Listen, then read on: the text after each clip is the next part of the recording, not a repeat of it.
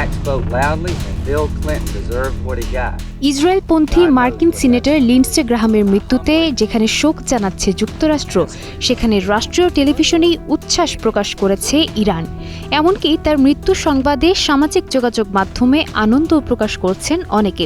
দুই দেশের বৈরিতার নতুন এক চিত্র উঠে এসেছে এই ঘটনায়। ৭১ বছর বয়সে হঠাৎ অসুস্থ হয়ে মারা যান Republican senator Lindsey Graham. President Donald ট্রাম্পের ঘনিষ্ঠ মিত্র হিসেবে পরিচিত গ্রাহাম ছিলেন ইসরায়েলের কট্টর সমর্থক এবং ইরানের বিরুদ্ধে কঠোর অবস্থানের অন্যতম প্রবল কণ্ঠ। তার মৃত্যুতে ট্রাম্প তাকে সত্যিকারের দেশপ্রেমিক বলে শ্রদ্ধা জানান। অন্যদিকে ইরানের রাষ্ট্রীয় টেলিভিশনে গ্রাহামের মৃত্যুর খবর হাসি মুখে উপস্থাপন করা হয়।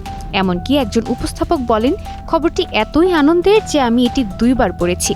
সরকারপন্থী সামাজিক যোগাযোগ মাধ্যমের অনেক অ্যাকাউন্টেও গ্রাহামের মৃত্যু উদযাপন করা হয়। سناتور جنگ طلب و ضد ایرانی آمریکا رو به ملت بزرگ ایران شاد باش عرض می‌کنم. ইরানের বিরুদ্ধে সামরিক পদক্ষেপ, ইসরায়েলের প্রতি অকুণ্ঠ সমর্থন এবং মধ্যপ্রাচ্যে যুক্তরাষ্ট্রের কঠোর নীতির পক্ষে দীর্ঘদিন ধরে সোচ্চার ছিলেন Graham.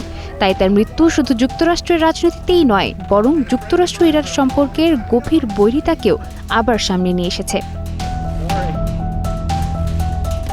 Sadia Tasnim, star news. As of about 30 minutes ago,